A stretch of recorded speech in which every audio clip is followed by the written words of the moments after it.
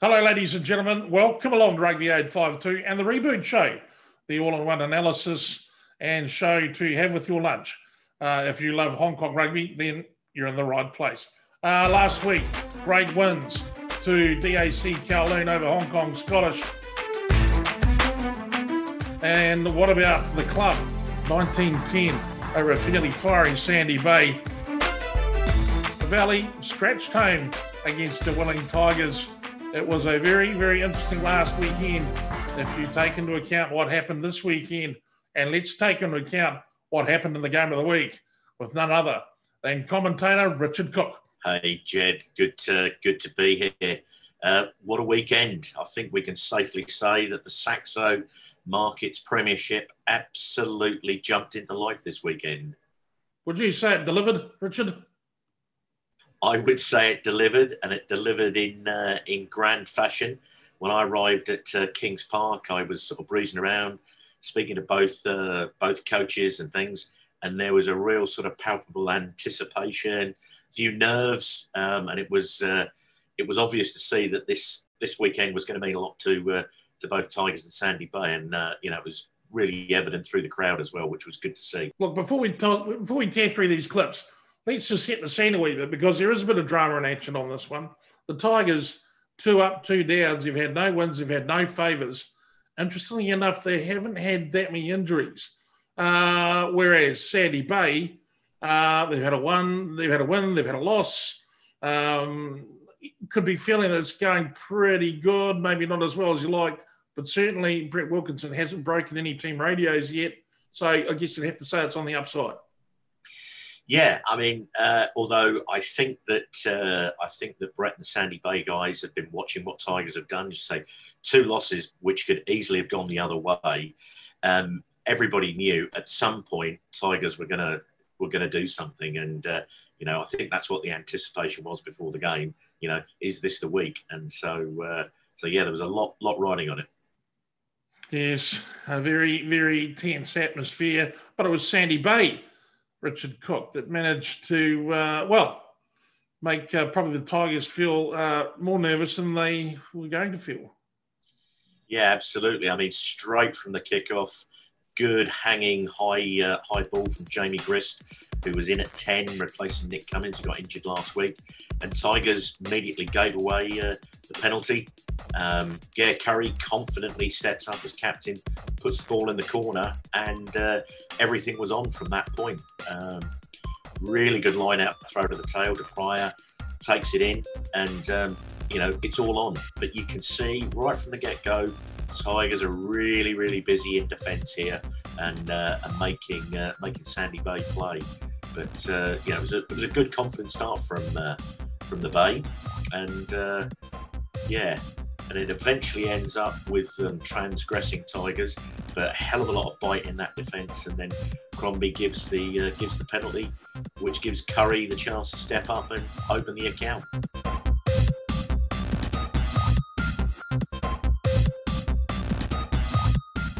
Well, it's mentioned there earlier of how well the Tigers have defended. Well, they've defended quite a bit in the 2 games previous. But young Rory Crombie, he was a young man and he wanted everybody to know his name. And it only took him 5 or 6 minutes to introduce himself. Yeah, absolutely. So virtually from that kickoff, Tertius Kruger, the new guy from Sandy Bay, gets his hands through the contact, finds Tom McQueen, who, rolling back the years, really storms down into the Tigers 22. Josh Henderson gets back and gets in the way, and Crombie immediately shows him the cheese, which was fairly early on in the game, and a lot of tuts about the fact that it had been so early by this young referee. But by the end of it, everybody was, I think, pretty happy with his performance. But as a result, they put it in the corner, and as you see there, Ashton Hyde picks and goes, drives over, and there we are, 10-0 with about 6 or 7 minutes on the clock. It looks like one-way traffic. Henderson is in the bin. They've got 8 or 9 minutes to go with only 14 men. Things are looking ominous for Tigers at that point. And I think Sandy Bay probably they sat back on the heels a little bit and relaxed too much. Interesting point you should make. And Richard, the penalty by Crombie was for, well, excessive rolling or rolling again, isn't it? It's something we've seen come through from sevens. There was a few people pinged for it across the weekend. But it was just the timing was interesting as opposed to the penalty itself. Yeah, I think what Crombie saw was he felt that Sandy Bay had made a 60-metre break. They'd breached. They were really on attack. And he felt that Henderson had been pretty cynical in kind of covering up the ball and holding things up. And he saw it as a potential sort of, as I say, cynical move to stop a try. So he made the decision, bang, that's a yellow card, cynical offence. And, fair play to the young man. It was a big call to make 5 minutes into your first ever Premiership start with a whistle. But good to see. Well, the Tigers have managed to see off the period of 14 men and a return to the pitch by Henderson. And look, he's only been in the Premiership for 3 rounds, but he has grabbed the reins at the Tigers and he's made that position his own. He's right in the driver's seat, isn't he, Cookie? He absolutely is. I thought Zach Kirstich did a good job in the 10 minutes he was off the field.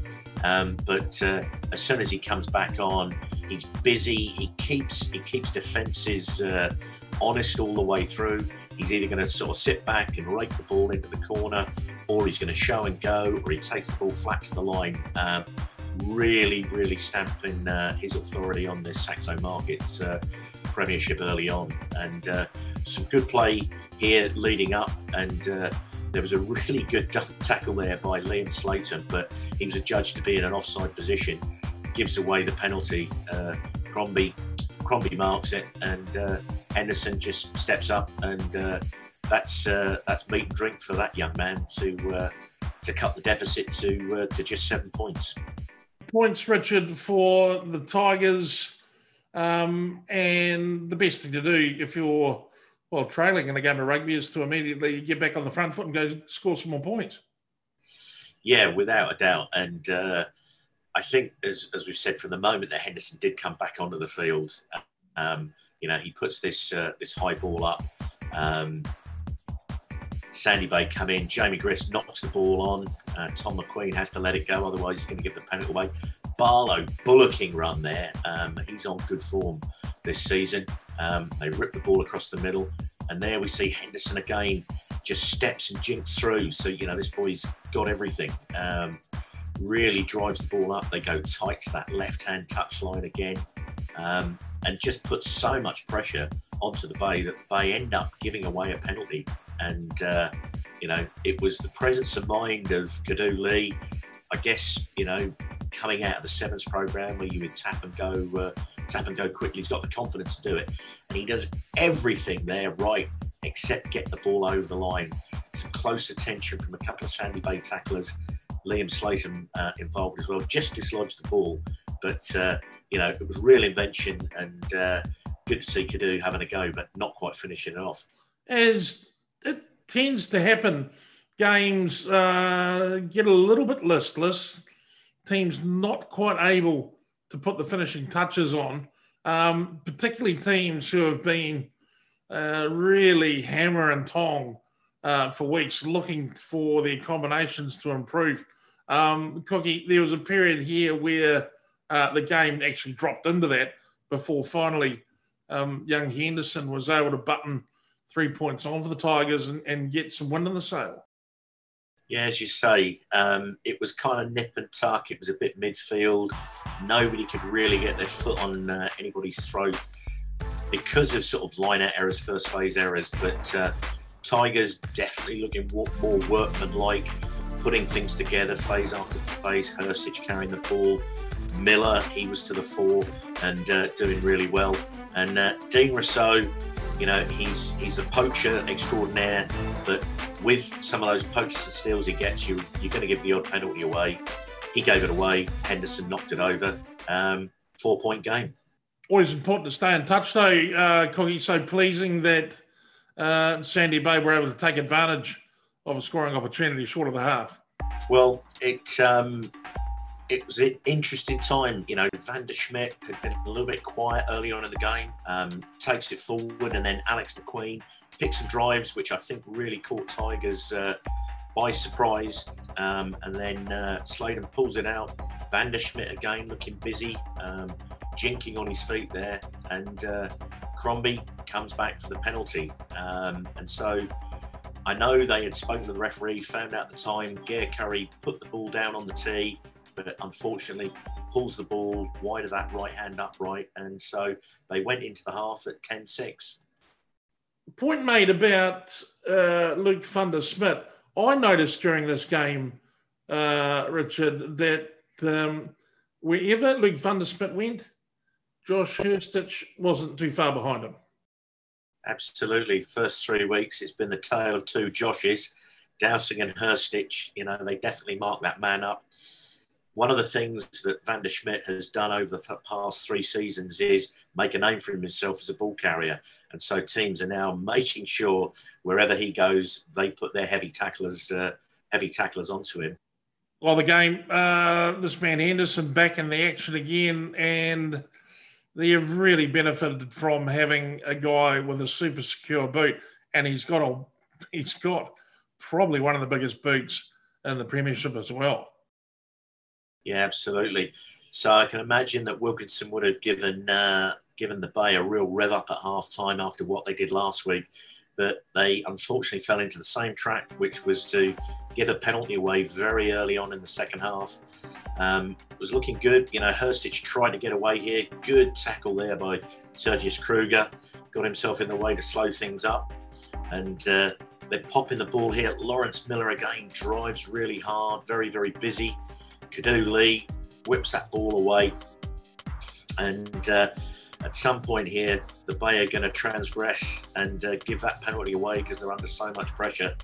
And here he is, Henderson. He's not going to miss from right out in front on the 22. I think you could bet the shop on this boy with kicks like that.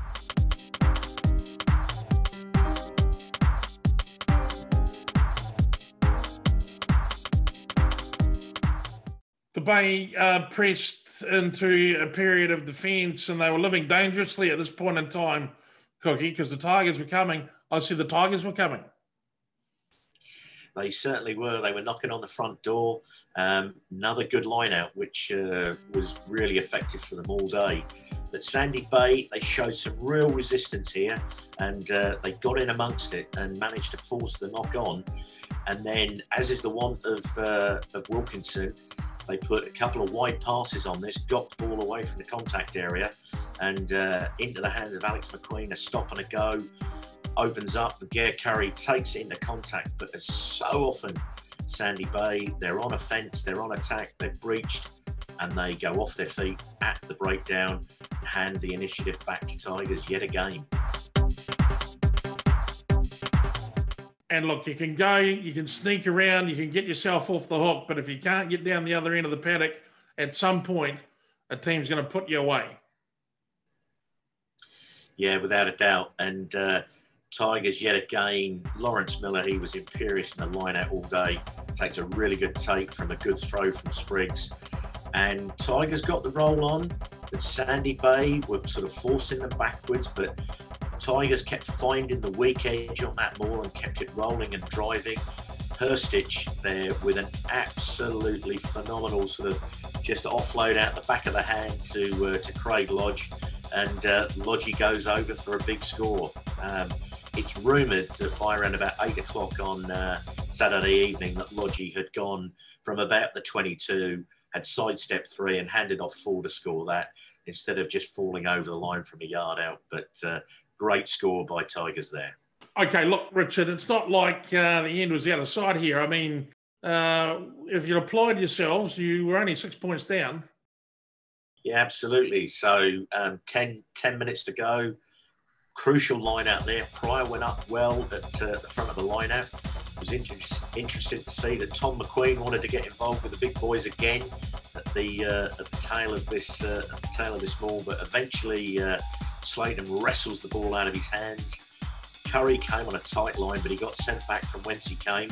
And then the ball came out here, Ewan Phillips, and he got busy coming off the bench, driving hard here. And they kept trying to move the ball. Sean Casey, new guy this season, drives in hard. Slayton remonstrating there, bit of acting, and gets Crombie to make the decision.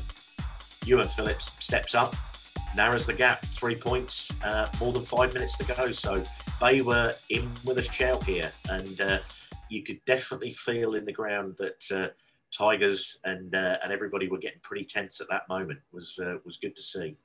Well, I'm sure the Tigers were feeling a little bit apprehensive because, you know, when you've got a guy like Brett Wilkinson, surely the fullback position's going to be launching something from the scrum.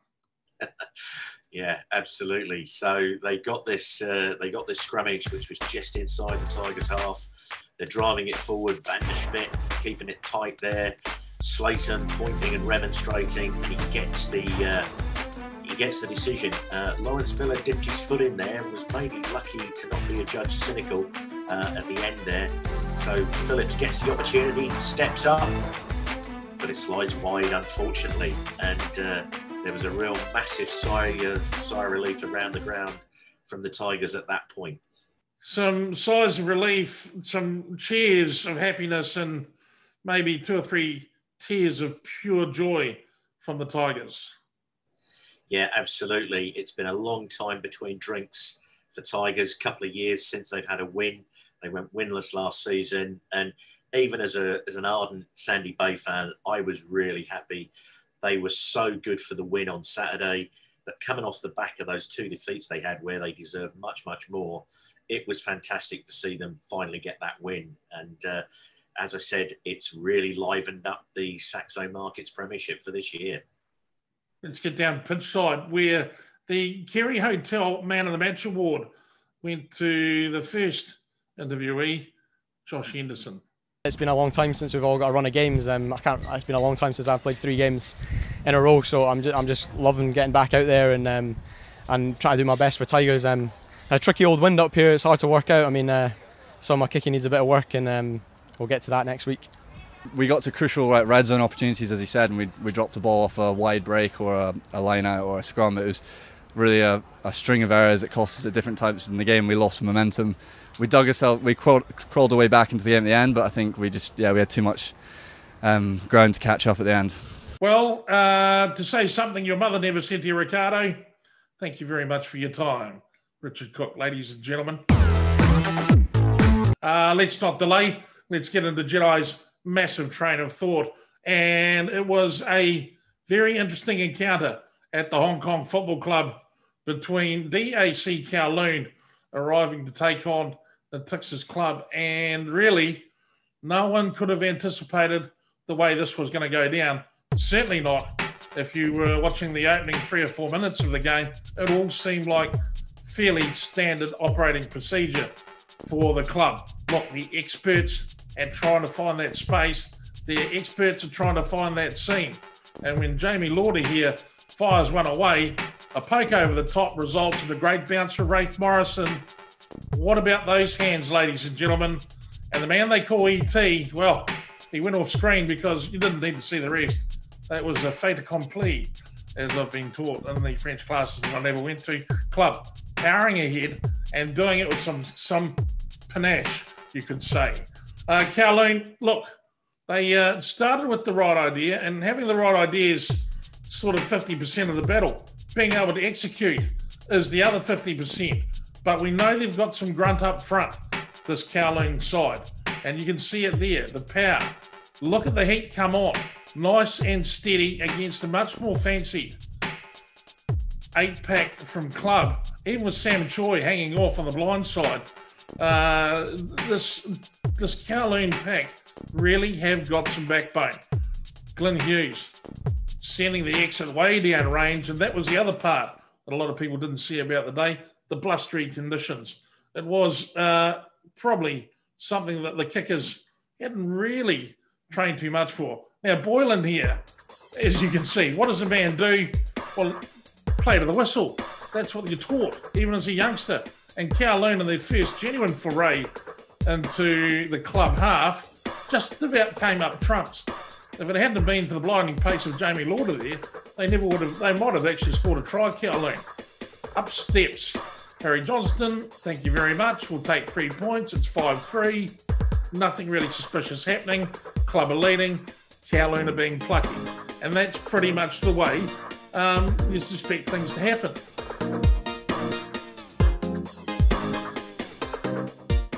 But Kowloon, look, this is a different side. Already they're starting to show periods of continuity which are key in playing teams like the club. They may not pay off for the first 20 minutes, may not pay off for the first 40 minutes.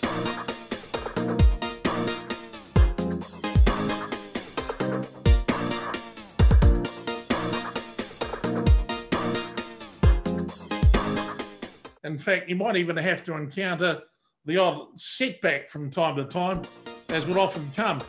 As we see here now, the chip through the line, it's the second tactic they've done. Try to disrupt the back markers, the charge down, pressure on from Morrison, club up, forcing the issue. Out in the corner there, a great offload, and they managed to keep the ball alive brilliantly. Club, it's been a hallmark of their play over the last 2 rounds, and this last weekend was absolutely no exception. Hughes takes on the line. Lucky ball, good hands there from Callum McCulloch. Man of the match award for him at the end of 80 minutes too. Russ Webb, the quick hands, and look at that. Score for Football Club, and they're making it look pretty classy, and that's because it was.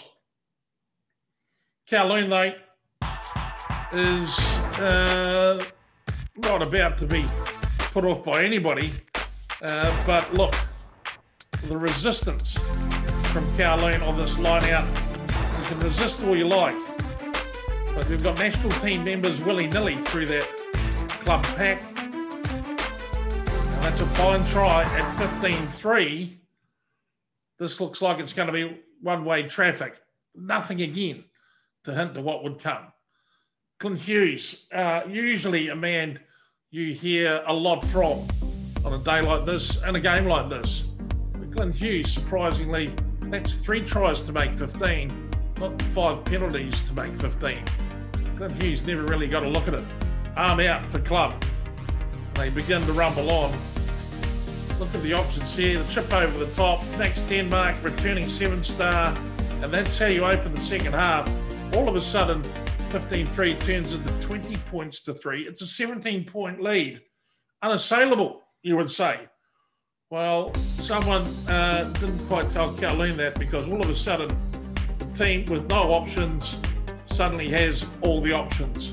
Lewis Warner onto it like a seagull onto a chip down at the beach, and he pops one in the gate for Kowloon. How happy they must be.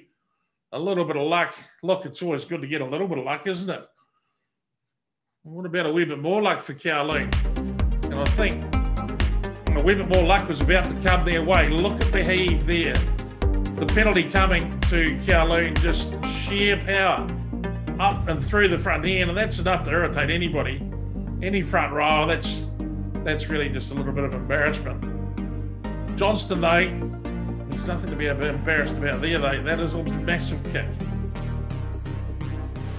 Ensuing was some aerial ping pong. Brave stuff on a day such as this. Drive down into the club 22. Clint Hughes here now. And the chase on it was, well, not the greatest. Neville, look at that. Hit and roll. Superb skill. Great courage too. Tremendous stuff. Now, which way are they looking? Well, they'll be looking towards the sticks from here. And again, Johnston. Just a couple of steps into the action. Unbelievable kick. The distance on these kicks is remarkable. Kowloon right in the fight. 5 minutes later, Kowloon hard on attack again. Neville into contact. And then, look at that, the meltdown from McCormick Houston. Hands in the air, he knows he's done. Look at this. It's the same old as the slice of cheese comes out. It's 10 minutes. He has to be told twice. He'll be feeling very, very sorry for himself indeed. Harry Johnston, they feel very, very sorry for those goalposts. Look at that. Like a surgeon. Through he goes. Look at this now. Back to within 1 point. Kowloon. This is the run that dreams are made of. And they're attacking willy-nilly here. The confidence. Kinloch. Through he goes. The offloads. The rampaging. Tom Burry. Well, 10 years ago, he might have gone all the way, but he was well covered by that scrambling club defence. And if they have nothing else, they've got pride in their line, this club defence, because Kowloon came knocking and they brought the heavy knockers. They take one last dart at it. It's held up. 2019 final score. Breathtaking win for Hong Kong Football Club. Let's hear now from, well, the hero in the front row, Mitchie Andrews from the club. The key message for us was just play on our terms, you know, keep the ball in hand, all play in their half. Which, you know, it was touch and go. We were kind of playing catch-up rugby, but yeah, we're just happy to grind it out and get the win. Tough game, two halves. I think momentum is what we talk about a lot at Kowloon, and the first half was kind of a lot of football club, and we kind of struggled to get a foot and hold in the game. So half-time, regroup, and it was all about kind of just doing the little things right. And on the scoreboard, we weren't too far behind, but interception by Lewis Warner really put us in the game, and kind of that's just a momentum shift that we talk about.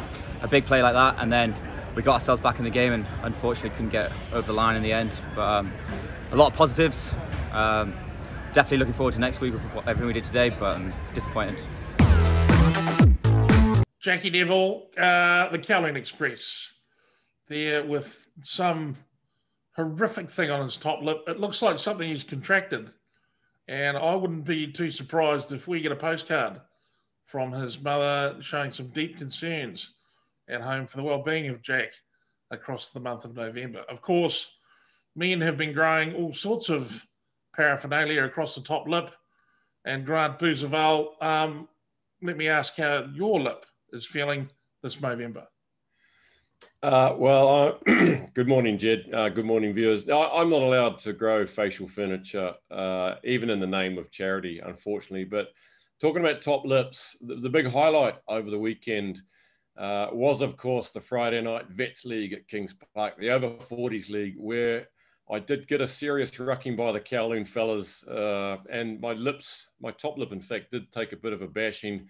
A few sets of studs, old school rules in the Vets League on Friday nights under the bright lights. It was good fun. But yeah, big weekend of rugby, fantastic. 3 big games again in the Premiership. And our one at the Valley, well, it was big, it was bold, and a little disappointing from a Soc Gen perspective. Good to get back to the Valley though, Boozer, surely.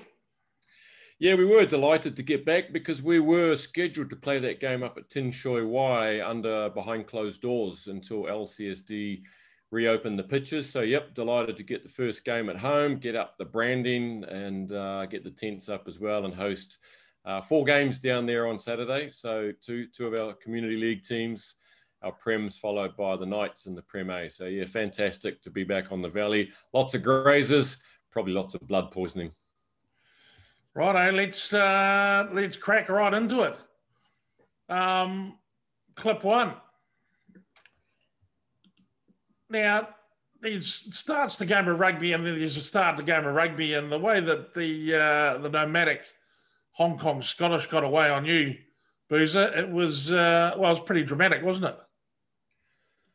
Yeah, nomadic indeed. I mean, right from the beginning, Valley under the pump. You can see in this clip, Rosley with a big deep fielded kick. A ball out of hand was to the foot was pretty big this weekend, especially from Valley Scottish. From both sides, they were just playing territory, but it was Scottish really who made the most of those deep kicks. In this opening try, you can see Sean Taylor. We talked about him in the week as being a game breaker, elusive here. Just 7 up to Mike Green, the bobble, and then Jonah Ma'u gets fended off. So Karl Marx and Ma'u missing tackles, sliding off there, and Green. Look at the elation from Scottish, and they should be elated because they really threw everything at Valley, and I was impressed by the way that they were willing to attack from their own half, and they scored 4 good tries on the day. How many games of rugby have started by taking one on the nose early? Valley sort of moved down, got the account underway. Absolutely no indications at all that anything's wrong. No, not at all. I think the game plan was right from Valley, and they certainly had their chances in the first half and built a lot of pressure. The set piece, the line out was going especially well. Luke Dewar was hitting Muller every single time, occasionally Chris Orman. You'll see as we see the tries later, but the potency of Valley's line out, I think all 3 tries came from Valley lineouts, and that's something the other teams will have clocked onto. Here we see a rolling maul. Took a while to get that one going. Scottish did well to slow it down, but once Valley got the wedge going, it was pretty good. It earned them a penalty.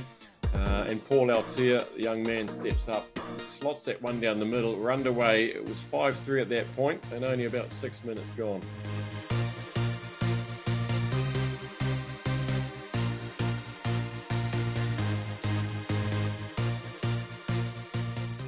I think one thing that's been a hallmark of the Scottish game so far this season has been some pretty hefty defence, but this has been possibly the first time out of the shed we've really seen them get on the front foot with a willingness to attack. Yeah, look, I was maybe not surprised, but impressed with Scottish's ability or willingness to attack. And here we see Kane Beuzeval bringing that out from his own half, gets it into the Valley half. They win the penalty. Beuzeval wants to go very quickly. He's incredibly fit and energised last week as well. We saw him absolutely on fire. Just coming at Valley from everywhere. And I don't know if that surprised us or not, but they certainly got the firepower and the personnel to make it happen. Out the back of the hand there to Dresevic was really nice pass. Hartley off the ground, and Jack Morris, the eventual winner of Kerry Hotel's Man of the Match, streaks away for his first try. And I think that really stunned Valley, just how they worked that blind side with hardly any room. It was the ball off the ground from Hartley was brilliant. And defenders were standing there waiting for the breakdown, and it didn't break down. It kept going. So 12 points to 3 after 12 minutes, game on at that point. Oh, well, Booze, it's one thing to slip one past the Valley up the wide flank. It's another thing to try and resist the full grunt of the V8 when it's 5 out from the line. Yeah, so shocked there a little bit. 2 slick tries, opportunist tries, well taken. Fortune favours the bold. Valley coming back and again, persisting with the deep kick. This one was much better, and Beuzeval had Fidia Meltzer right up in his eye line there, and the chase was good. See how many red shirts were streaming through there. Altea gave chase, and here we go, the first of the 3 tries from the line-out. Dewar to Muller, they set the platform. Marks gets it into his greedy little mitts, and over he goes, and after a bit of a struggle, we see Karl Marx dot it down there. And I think that's going to be something we see throughout the season for Valley, and other teams are going to be fully aware that's something they're going to have to counter. Okay, B. So, look, first try went down the right-hand touch line as we look at it. Second try went down the left-hand touch line as we looked at it. The preference of Scottish to go wide from deep, was it starting to click amongst the brains trust that they were going there? Well, if it didn't, they weren't watching the game. I remember I spoke to a few of the Scottish sort of coaches and players after, and they surprised themselves a little bit that they had prospered down the edges against Valley, but it was down the edges they were really finding some ball. And here was another great line out or perfect line out from Valley. Altea toes this one through, and Sean Taylor's there to meet it, and Altea finally bring him down. So a little bit of a wasted ball there, but there was one player on the outside. Fogarty was outside. They opted here. Look at Green and Hartley. Again to Morris, and they've run out of defenders, Valley. Altea, luckily, he's got the wheels to catch Morris. There was some cover there, and the centering kick, which is a good old-fashioned rugby league manoeuvre, not coming off this time. And unfortunately for the Scottish there, they weren't rewarded once more by very attacking, constructive play, a willingness just to put it through the hands each time. And I think that sort of play should be rewarded. So bravo to Hong Kong Scottish, really making this game come alive. Beuzeval, just quickly, the last time anyone sighted a centering kick in Happy Valley, maybe, I don't know, late 70s, early 80s? Probably Peter Schatz down the wing for the Valley and centering to someone like Tom Hall in the midfield down Fat Man's Alley. Yeah, it wasn't uncommon back in those days. With time running out in the first half, Booze, Scottish kept the squeeze on, and they look for all money that they might put another one through you again. Yeah, that's right. They worked themselves down into the corner there, but this time Harry Barron only found Muller, but he gets stripped straight away on the ground by Coe. It was an incredible bit of work by the Scottish blindside, and here comes Morris again, just absolutely throwing himself at the defensive line. They go wide, and this time it's unfortunate that it's not Green getting his hands on this ball, but they were certainly setting up a platform here. We were closing in on half time, so they wanted to come away with points. 3 points would have done it. They were looking for the 5 though. Valley's defence though, fair dues. When it was in the sort of structured play, it was solid.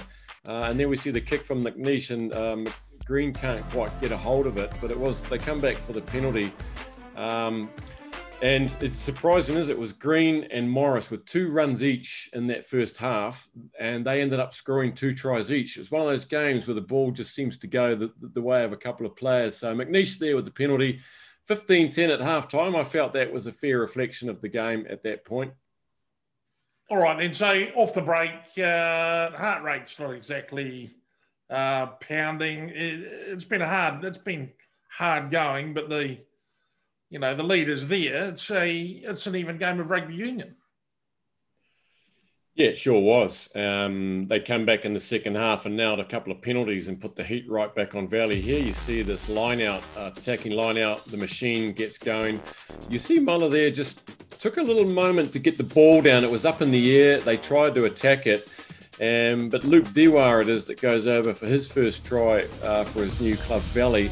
And the line out just before that on the other side of the field, we don't see it, but in that time, there was another attacking line out. Muller couldn't get the ball down quick enough and it was spilled forward. So the line out again, an attacking potent weapon. It was just a matter of time before Dewar got onto the score sheet. So the game now, 24-15, 9 points. It's still entirely on.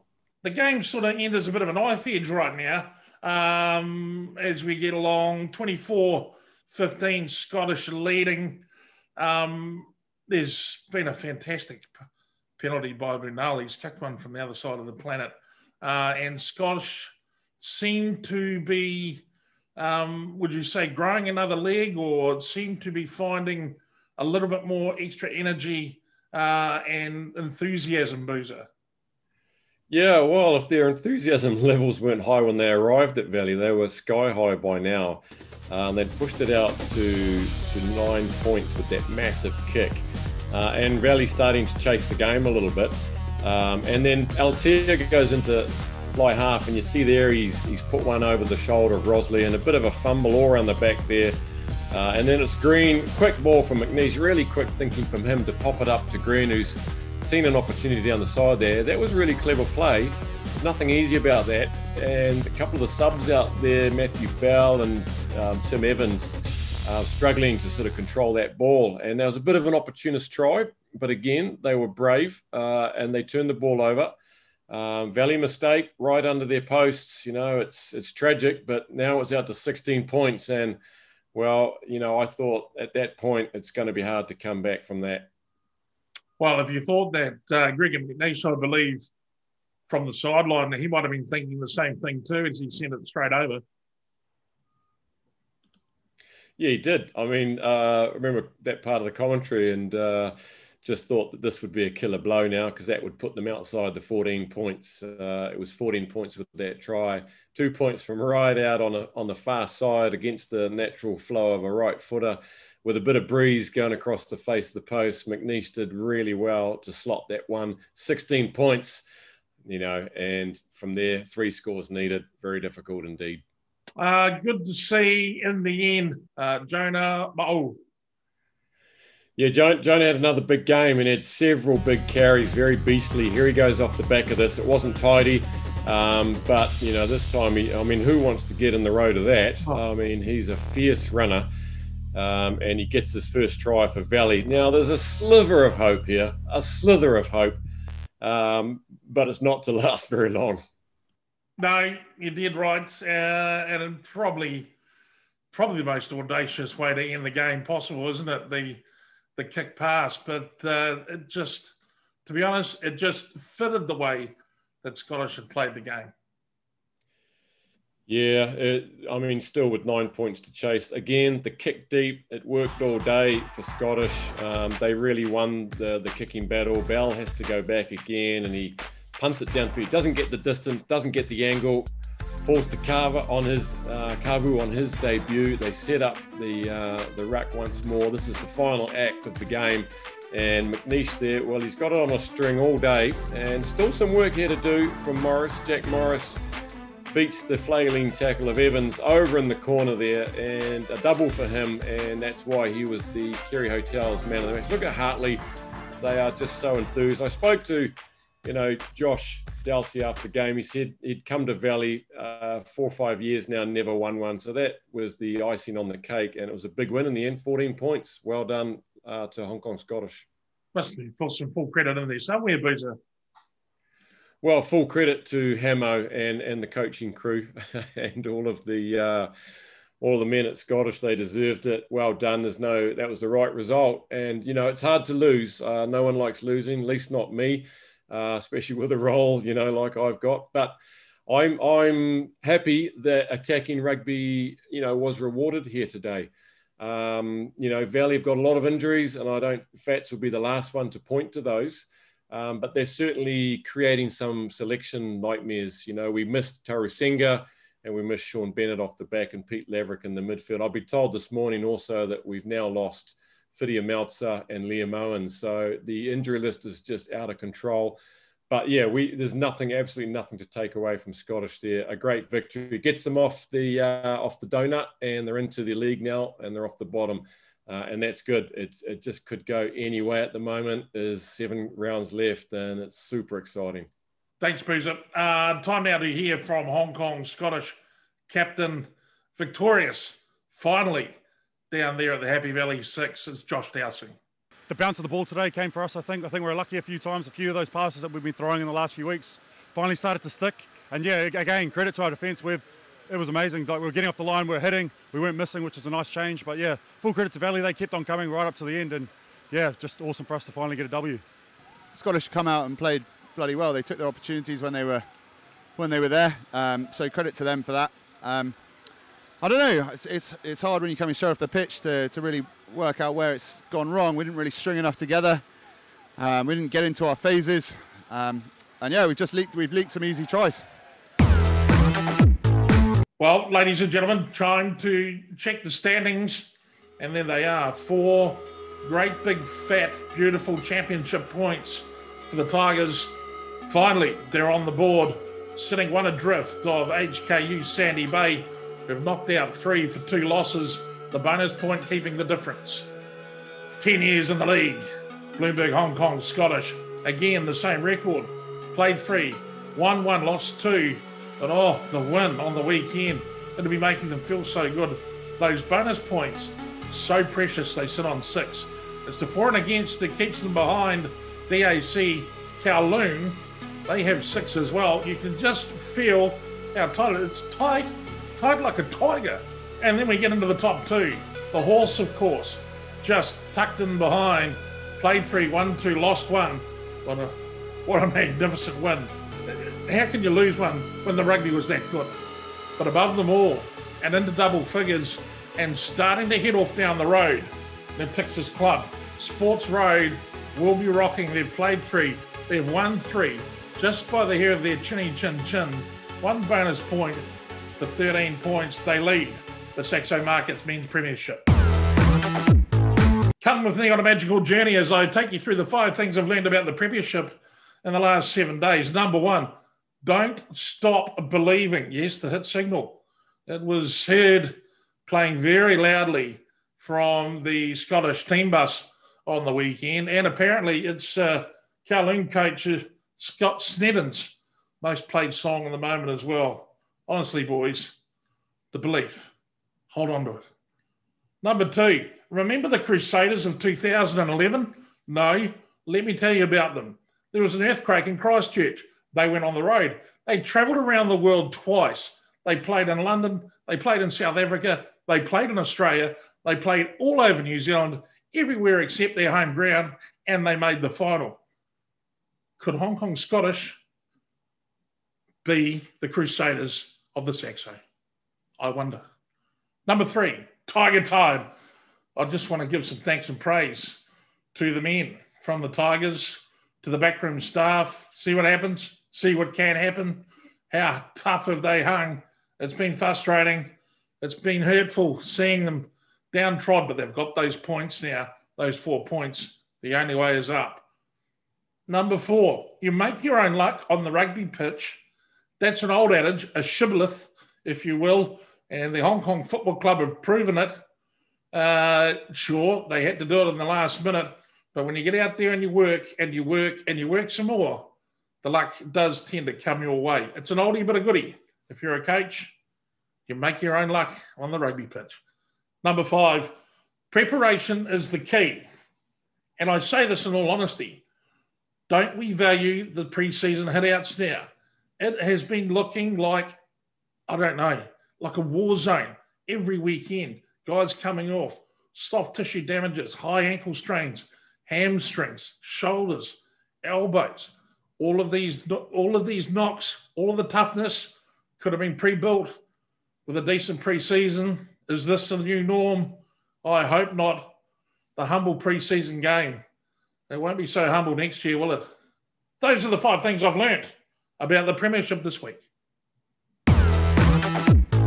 Time now to bring back Grant Beuzeval for his thoughts, his comments on round number 4 of the Saxo Markets Men's Premiership Game 1. The Kowloon side that was so impressive against Club, taking on Sandy Bay, who, well, they'll be licking their wounds, and this one will be a ripper, Boozer. Yeah, I'd say so. But I'm gonna say that Kowloon have got the momentum here, and I think they're going to roll Sandy Bay after coming very close to beating Football Club. They'll be just as sour. They got things to prove. They're a tough team. And as much as I love the boys at Sandy Bay, this one I think Kowloon, again, by less than 7. There's a lot of love in the room, isn't there? There's a lot of love for running rugby, that running rebel rugby from Bloomberg, Hong Kong, Scottish, 10 years in the trade and the Premiership. They're celebrating, and will they be celebrating though, Boozer, or is it Tiger time one more time? I tell you, the Borelli Walsh USRC Tigers were more than impressive last weekend. Yeah, another really tough one. You know, it's Josh versus Josh, and these ones they know they have to win. You know, and we've seen both teams on the up now. They're coming off wins, but I think Scottish, based on what they did to Valley, they're going to have their tails right up in the air. They smashed Valley well and truly. And I think Tigers, well, they squeaked away with one there. So going to give this one to Scottish there, but I'll probably be wrong. Finally, from the Hong Kong Football Club, it is Game of the Week. It features the man himself on the microphone, Grant Beuzeval, and it is a game that's got some interesting undercurrents. Both teams heavily affected by injury. Campbell Wakely making his way from the field late in the game against Kowloon. That's a concern for Club. Also, though, for Valley, things not good. But it is a premier fixture nonetheless.